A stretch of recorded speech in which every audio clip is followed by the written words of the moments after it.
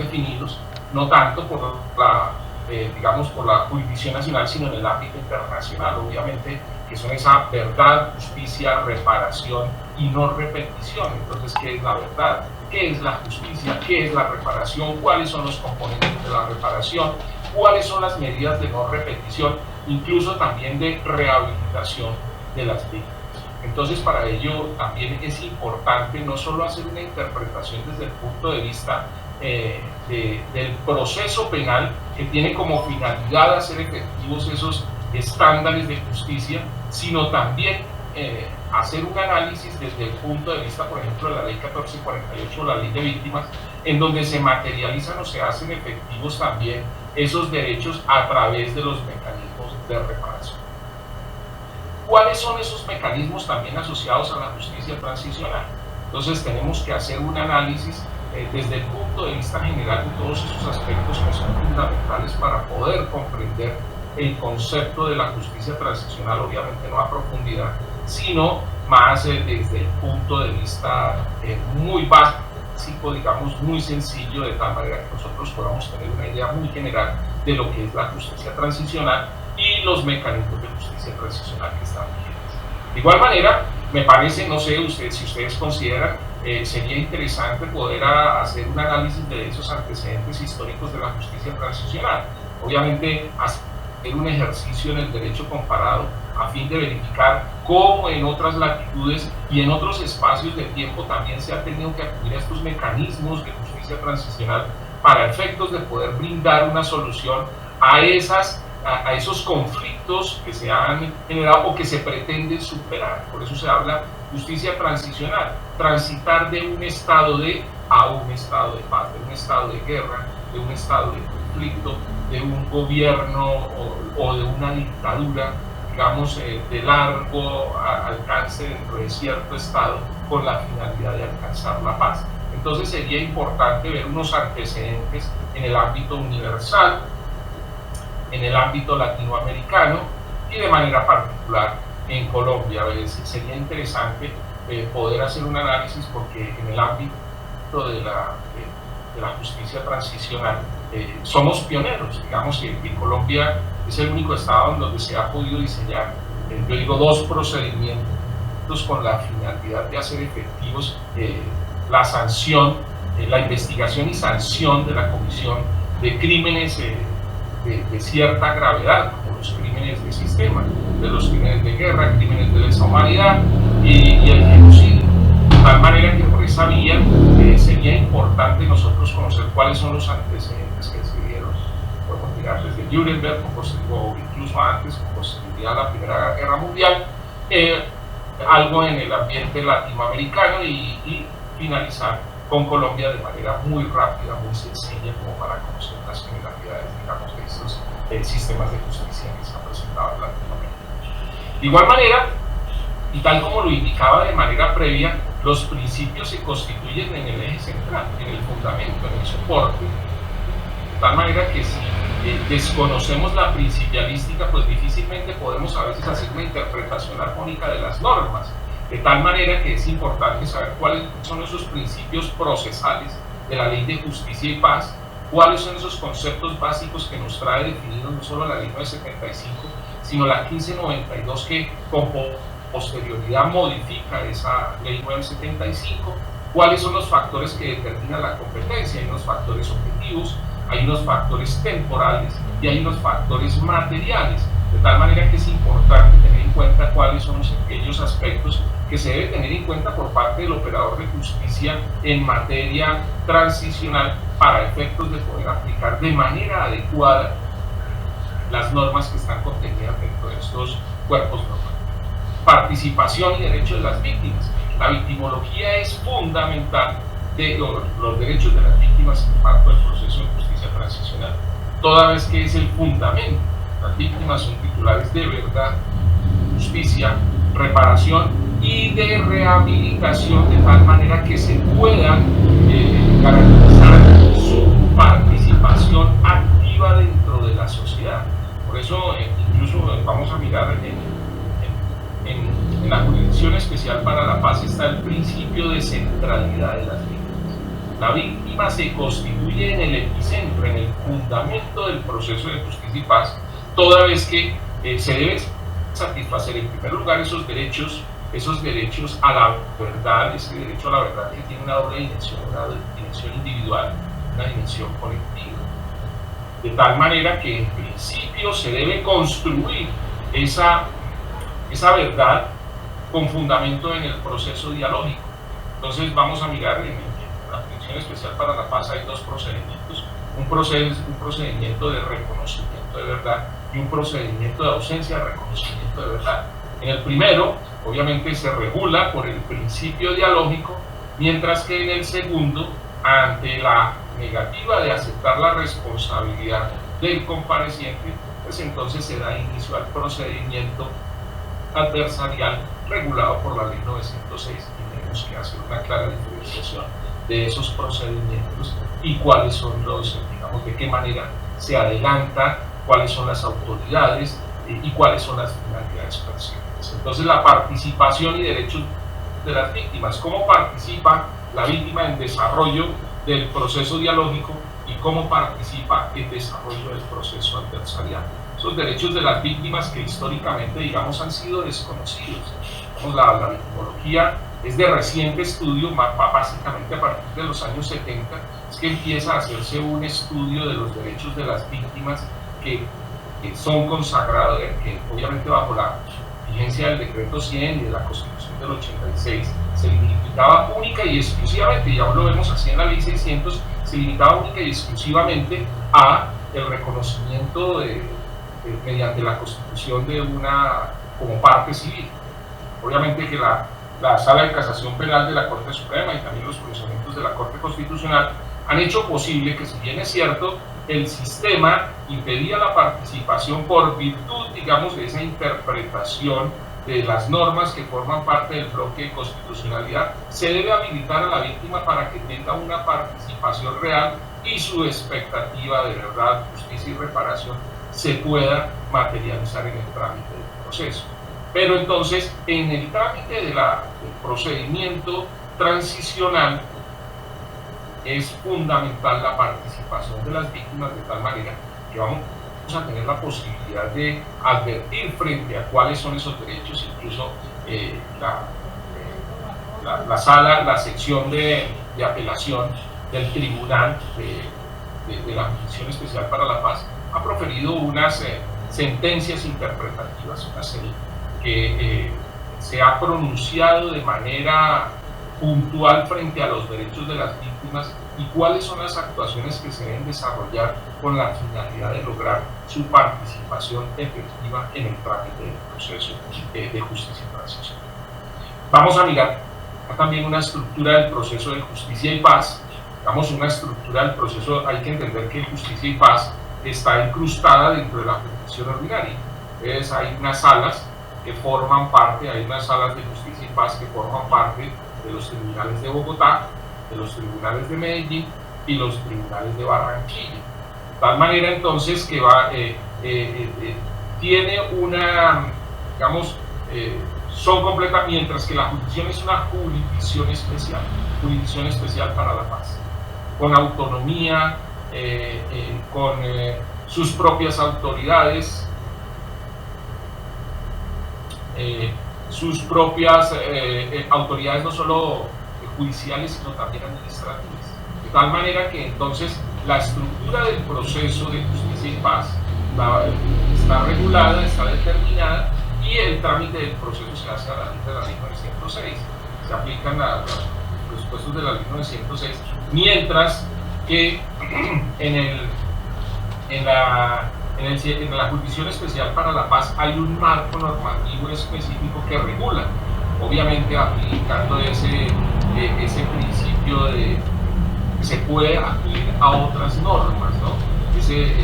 Podemos integrar o incorporar también otras normas cuando se adviertan vacíos, pero tiene su propio código de procedimiento, tiene sus propias normas sustanciales, tiene sus propias normas constitucionales, que son las que modificaron la Constitución, el Acto Legislativo 01/2017, y a partir de él entonces se desarrolla por ejemplo, su propia ley estatutaria, la ley estatutaria de la Jurisdicción Especial para la Paz, que es la ley 1927, y entonces nosotros tenemos que establecer, digamos, hacer un conocimiento, una explicación mínima de ese cuerpo normativo, cuáles son las finalidades, y ello se traduce en un hacer que se ve regulado por la ley 1922, es el Código Procesal de la Jurisdicción Especial para la Paz.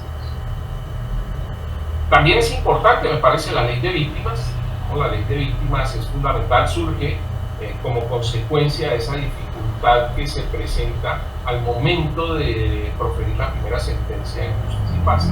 La primera sentencia, paradójicamente, en Justicia y Paz se produce contra alias El Loro por una fuga de presos que fue, digamos, fue muy en su momento, fue hasta duramente criticada porque resultaba increíble que dentro de un proceso de justicia transicional se produjese una sentencia por una fuga de presos.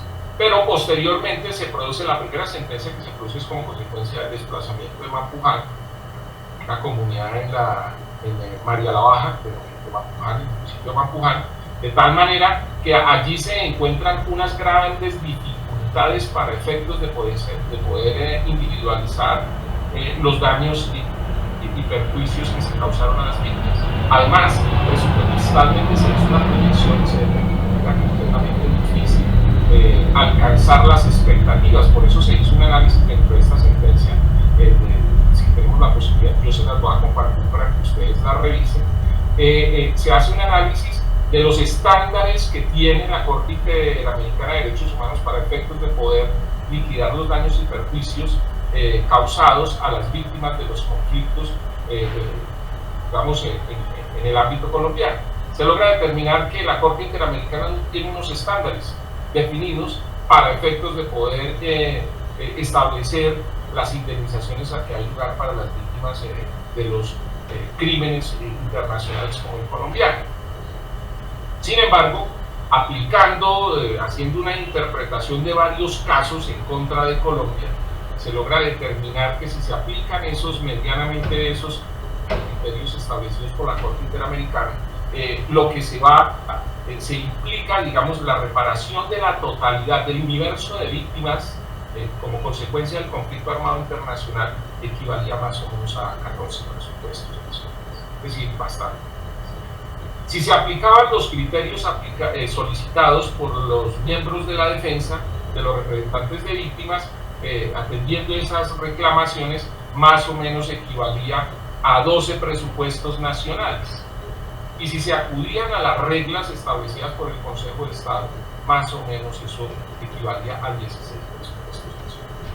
De tal manera que se presenta una gran dificultad para establecer los criterios a partir de los cuales se van a indemnizar las víctimas. En ese momento entonces surge una propuesta de parte del legislativo para producir una ley que facilitara, digamos, la reparación de las víctimas, y así es que surge la ley de las víctimas en la 1448-2011. Entonces es importante que nosotros, porque forma parte de ese sistema de justicia transicional, pues vamos a mirar un poco los antecedentes, la estructura de esa ley, los ejes, las víctimas, los principios, el registro único de víctimas, el procedimiento que se debe adelantar al interior de la unidad de víctimas con la finalidad de alcanzar, por ejemplo, la reparación desde el punto de vista económico de las víctimas. La ayuda humanitaria, atención y asistencia, las medidas de reparación a las víctimas, la institucionalidad para atender a las víctimas con fundamento en lo previsto por la ley 1448 y la jurisdicción de tierras, que también está regulada por la ley 1448. Entonces vamos a mirar un poco ese procedimiento que se adelanta, porque digamos que uno de los fines, digamos, la reparación, que es uno de los derechos de las víctimas, tiene varios componentes, y uno de ellos es la restitución. Por ende, es fundamental el trámite de la restitución de las tierras, que debe adelantarse un procedimiento con la finalidad de restablecer ese derecho que se ha afectado a las víctimas, sobre todo las que fueron desplazadas y abandonaron sus tierras, o fueron obligadas a realizar unas tradiciones ficticias afectando sus derechos patrimoniales. Entonces, ahí vamos a tener ahora la posibilidad de mirar un poco, digamos, de los fines perseguidos por el legislador al momento de hacer la restitución de las tierras, y allí está determinado un procedimiento. Digamos que también podemos analizar algunos pronunciamientos de la Corte para efectos de mirar cuáles son las características de este trámite de jurisdicción de bienes. El sistema integral de verdad, justicia, reparación y garantía de no repetición. Digamos que nosotros conocemos, digamos, este sistema más por la Jurisdicción Especial para la Paz. Pues este sistema tiene varios componentes, tiene varias, digamos, entidades que ejercen unas competencias y otras medidas. Entonces, es importante conocer ese sistema integral de verdad, justicia, reparación y garantía de no repetición, es conocer esos antecedentes, la definición del sistema, qué es el sistema integral de verdad, justicia, reparación y no repetición, cuáles son los principios del sistema, cuál es la estructura del sistema, cuáles son las funciones de los órganos del sistema. Como les decía, hay unos órganos y hay unas medidas. Entonces, por ejemplo, está la unidad de búsqueda de personas desaparecidas, la unidad de la verdad, la comisión de la verdad, está la Jurisdicción Especial para la Paz y está la garantía de no repetición. De tal manera que ahí es importante entrar a determinar cada uno de ellos. Comisión para el esclarecimiento de la verdad, la convivencia y la no repetición, que ya finalizó su periodo y presentó un informe de las gestiones que realizó esta comisión. La unidad de búsqueda de personas desaparecidas en el contexto y en razón del conflicto, y la Jurisdicción Especial para la Paz. Pues la jurisdicción es el componente judicial encargado de ¿qué? De judicializar, de investigar y de judicializar los crímenes cometidos con ocasión, por causa, en relación directa o indirecta con el conflicto armado. De tal manera que vamos a mirar cada uno de ellos de manera muy general, pero nos vamos a detener un poco más en la Jurisdicción Especial para la Paz, toda vez que nos interesa mucho el trámite del procedimiento que se adelanta al interior de esta jurisdicción.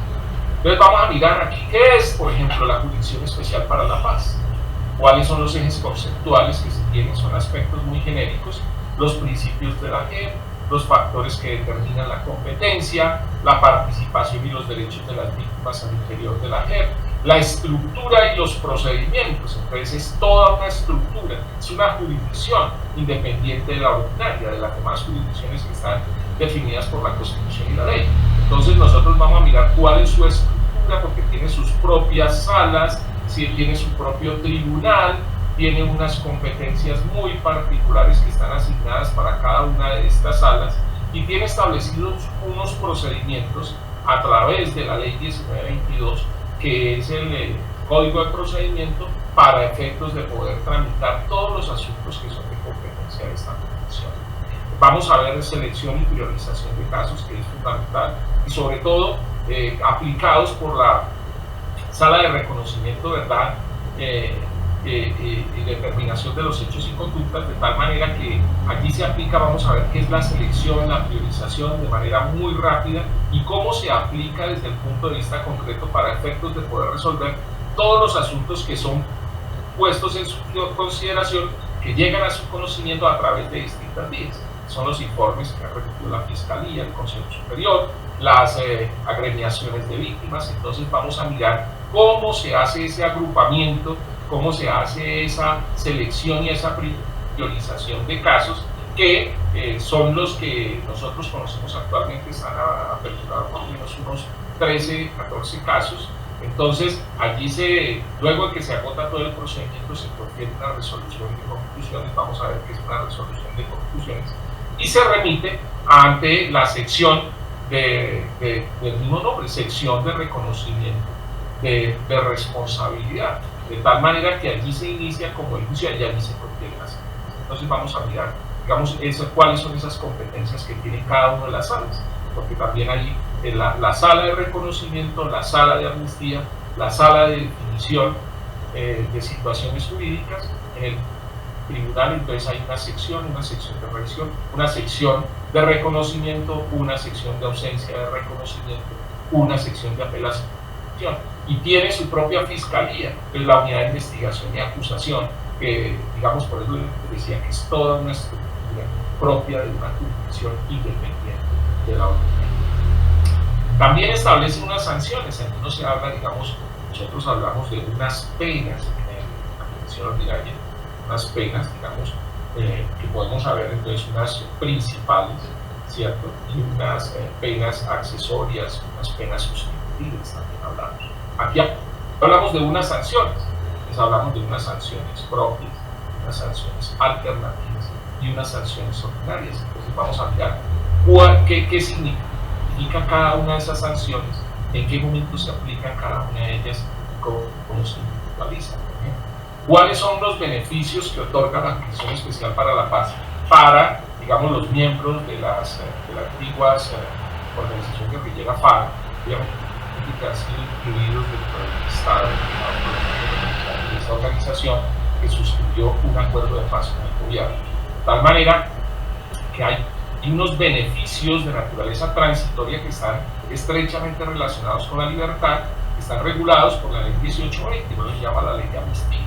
La ley de amnistía, entonces, aquí se establece, digamos, en principio lo que se pretendía solucionar eran los temas relacionados con la libertad, de sustraer a las personas que estaban privadas de la libertad del tratamiento carcelario penitenciario bajo ciertos criterios. Si habían estado privados 5 años de la libertad, pues entonces iban a unas zonas, unas zonas veredales o transitorias que desaparecen con posterioridad y se convierten en TCR. Pero entonces vamos a mirar cuál era el trámite, cuál era la finalidad. Vamos a mirar un poco esa ley 1820, pero también establece allí la amnistía libre, una amnistía de sala. Entonces vamos a mirar qué es un poco esa amnistía libre, esa amnistía de sala, cuál es el trámite, quién lo adelanta. Allí también se establecen los beneficios, digamos, transitorios y definitivos, no solo para los miembros de las FARC, sino para los agentes del Estado o miembros de la fuerza pública. Por eso entonces para ellos se establecen unos mecanismos o unos beneficios igualitarios pero diferenciados. Pues obviamente a los miembros de la fuerza pública no se les puede conceder la amnistía, porque la participación de las fuerzas del Estado, del desarrollo del conflicto, no tienen la finalidad de destruir la institucionalidad como si lo hacen las guerrillas. De tal manera que para ellos el delito base son los delitos políticos, mientras que para el Estado, los agentes del Estado cometen unos delitos que atentan contra el derecho internacional humanitario.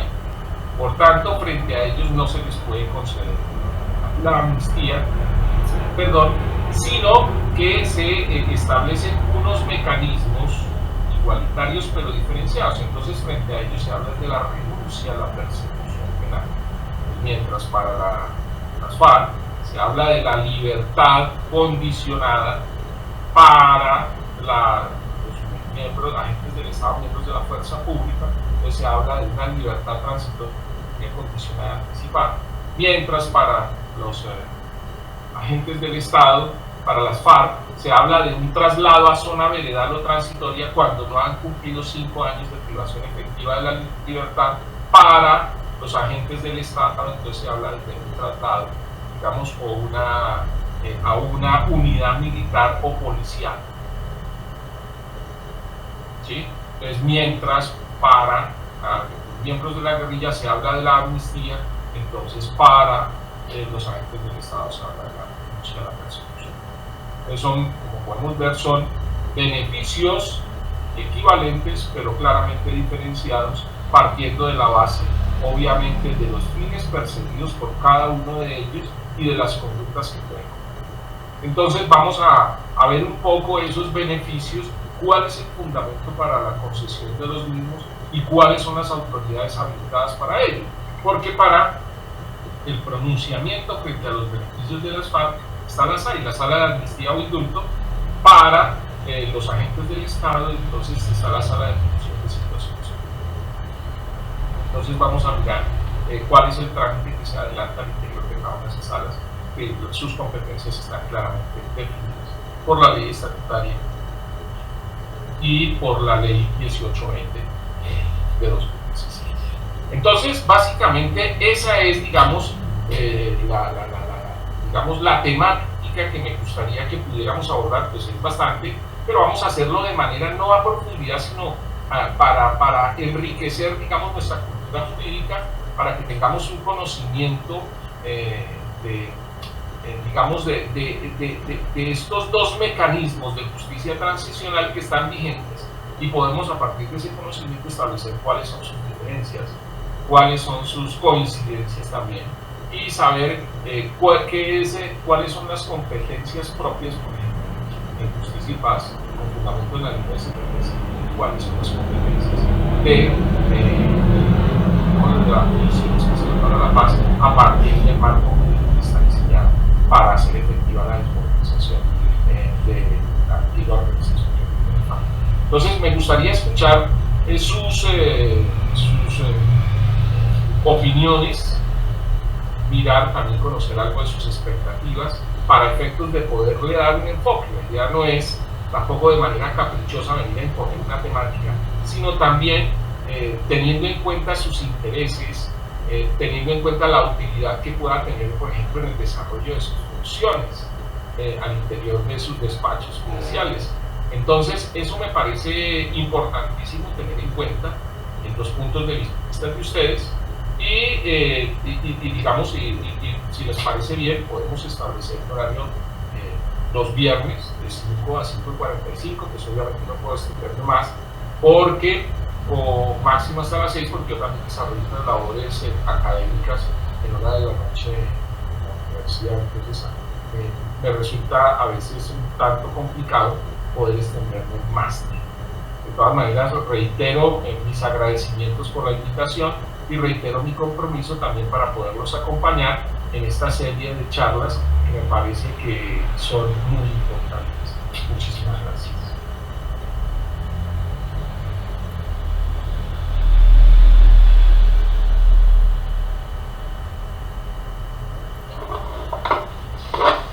Doctor Jairo, muchas gracias por hacerse partícipe de este ejercicio.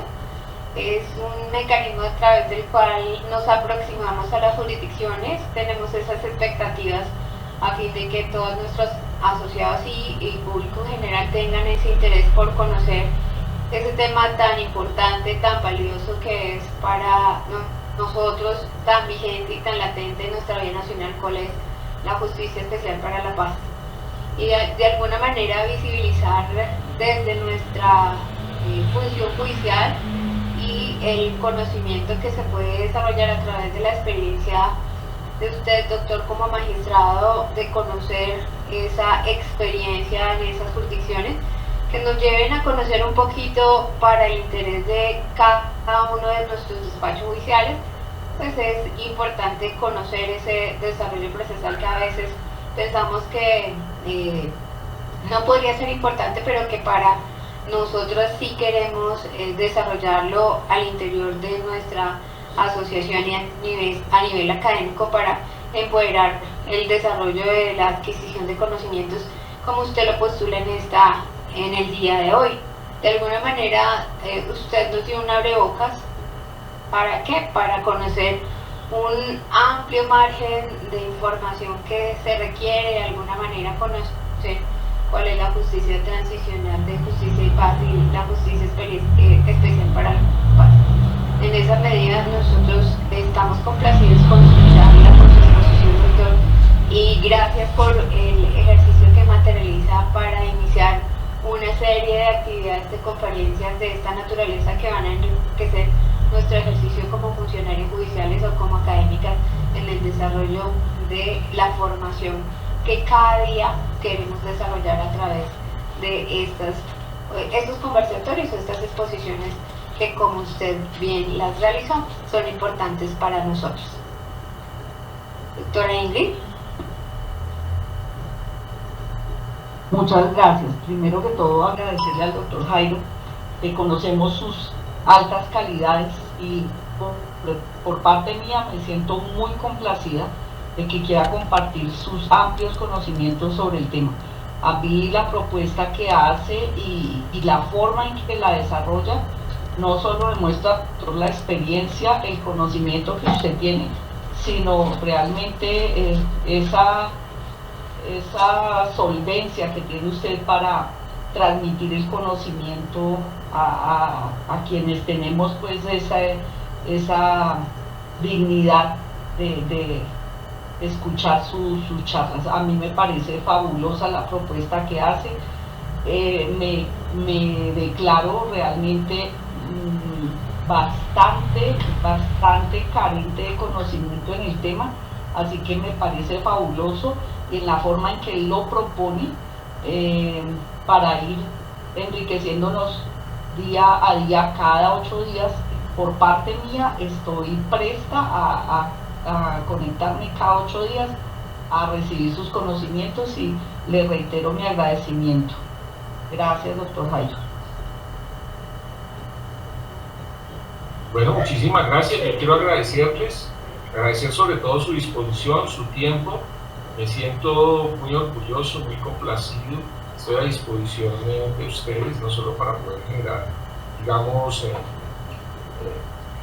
discusiones académicas o análisis académicos, mejor, en el campo de la justicia transicional, también lo podemos hacer en el campo del derecho procesal penal, en el campo de la justicia restaurativa, mecanismos de justicia restaurativa.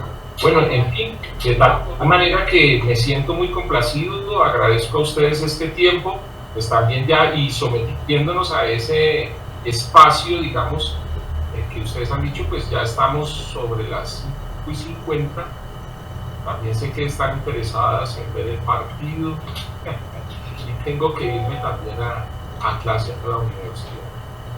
Entonces, doctora Alexandra, muchísimas gracias. Entonces, ¿les parece si iniciamos el desarrollo de nuestro tema el próximo? Yo a través de la doctora Alexandra también les voy a compartir de pronto un material para que ustedes vayan leyendo, para que vayan analizando, para que se pueda también desarrollar, digamos, compartir un diálogo.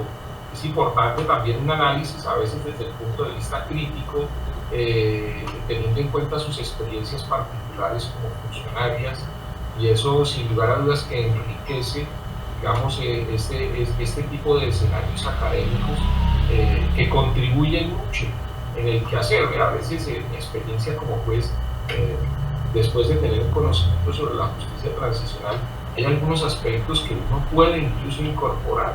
Pues bien es cierto, no están regulados de la ley 906, tampoco impide que los pueda uno aplicar para hacer efectivos, por ejemplo, los derechos de las víctimas, que a veces buscan es eso, no tanto una expectativa económica, no tanto una sanción desde el punto de vista penal, sino a veces también una petición de perdón. Es que bueno uno poder, por ejemplo, habilitar un espacio dentro de la misma sentencia, sobre todo en el escenario de los delitos donde se pueda hacer efectivos los principios de justicia restaurativa, la conciliación, sobre todo los delitos querellables. Entonces también poner de presente que es importante no solo que haya una indemnización, no solo que haya un desistimiento, no solo que víctima y victimario tengan la posibilidad de solucionar de manera conjunta sus diferencias, sino también que haya una petición a veces de perdón, que eso satisface enormemente, digamos, los derechos de las víctimas. Se van muy contentos de saber que les han reconocido sus derechos, que les han pedido perdón. Entonces, digamos, me parece fundamental, y ello está digamos, básicamente a partir de la aplicación de los principios de materia de justicia transicional. Entonces, muchísimas gracias. No sé si la doctora Blanca quiera participar, que abrió su cámara. Entonces, agradezco gentilmente. Sí, muchas gracias, doctor Jairo. La verdad es que sí, se nos presentan bastantes dudas.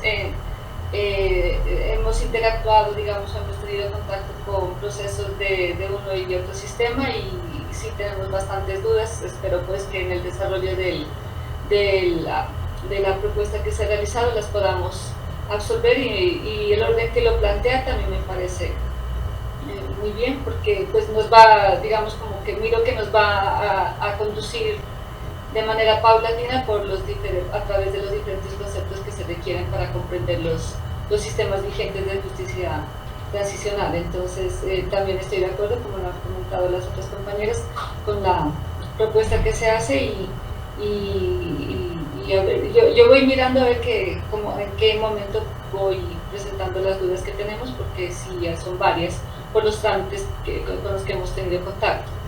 Entonces, no es en este momento, pero sí paulatinamente, conforme se vayan abordando las diferentes temáticas. Muchas gracias, doctor Jairo.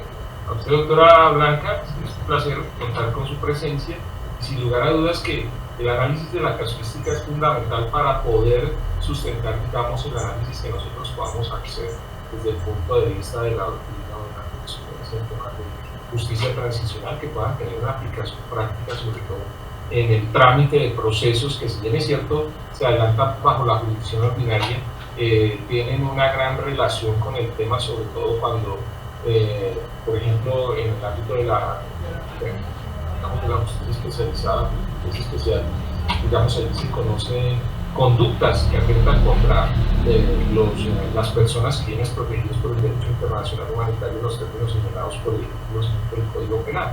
Entonces es importante, digamos, mirar también cómo se adelanta, por ejemplo, la investigación o digamos, se adelanta, o cuáles son esos estándares o elementos fundamentales a tener en cuenta para efectos de poder, por ejemplo, fundamentar una calificación jurídica de crímenes de sistema.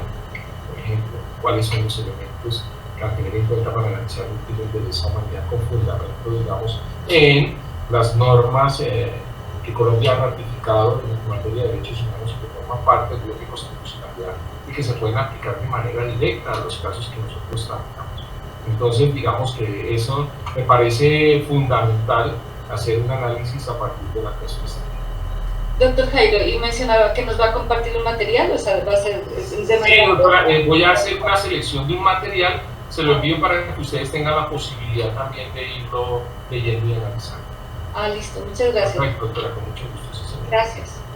Con gusto. Entonces, doctora Alexandra, muchísimas gracias. Doctora Blanca, doctora Leida, las de la doctora Ingrid, bueno, el doctor Mateo y todas las demás asistentes y los asistentes también. Quiero agradecerles por su tiempo, por la oportunidad, y pues el tiempo apremia. Tengo que dirigirme hacia la universidad. Les agradezco y espero que nos podamos ver dentro de 8 días. Será un placer. En 8 días nos veremos, doctor. Muchísimas gracias de verdad por su tiempo y por esos temas tan eruditos que sé que vamos a disfrutar y aprender. Gracias. Muchísimas gracias. Muchas gracias. Muchísimas gracias. Muchísimas gracias. Muy gentiles y feliz tarde. Igualmente, feliz Bueno, feliz fin de Gracias, semana. doctor, igual. Bueno. A la asociación, gracias, doctora Alexandra, doctora Leida, muy amables. Esperamos que dentro de 8 días hayan más compañeras que se puedan unir. Sí, así Hoy hace. el partido no nos hizo una buena, no se alió de buena manera con nosotras, pero yo creo que dentro de 8 días, yo quisiera hacerles una pregunta. Yo podría compartir el link dentro de 8 días con más personas, Claro, claro. de los juzgados de aquí de Cali. Pero por supuesto, doctora, esto es para toda la comunidad judicial, para todos y todas. Sí, sí, por supuesto, eso es de gran interés y muchas gracias. Disfrutar esas conferencias, sobre todo esa metodología que utiliza el doctor Jairo, que es tan agradable, la vamos a disfrutar todas, estoy segura. Claro que sí, inviten a sus compañeros de trabajo, que inclusive servidores judiciales que quieran, aquí nos vamos a ver, esto se va a subir a la página web, doctora Inés, sin ningún problema. Y aquí a todos los expertos y expertas es el escenario para que vengan a compartir su conocimiento con todos y todas. Muchas gracias, feliz fin de semana, que estén muy bien. Que estén bien todos. Gracias.